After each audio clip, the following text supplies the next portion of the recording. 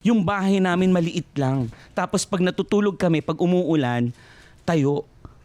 Kasi as in, bulok talaga yung bahay namin. Ilang ano nga, Sorry. 16 square meters? Ano ba? Yung dati, 16 square meter? yung dati parang 15. Tapos itong dati yung nasa Pasay uli kami, 25. Nakatayo kayo matulog? Oo, pag umuulan. Kasi pag humiga ka, basa ka. Parang ang hirap nga humiga doon kung 7 kayo eh. Iniisip ko nga, as a anak, mahirap din yun. Pero kung ibibigay din natin yung sapatos natin sa mga magulang naman, ilalagay natin sapatos sa mga magulang, mas masakit din yun. Na makita mo yung mga anak mo na nararanasan din nila ito. Nag-usap kayo, no? May time po ba na pa-question ka sa magulang mo na, bakit ganito? Ano nangyayari sa atin? Para sa akin kasi parang mahirap magtanong kung nakikita mo na ang kasagutan. Okay. Gets mo?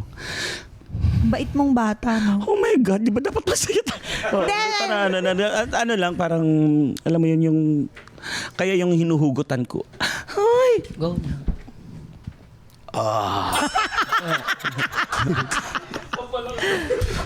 Yun. Mahirap talaga.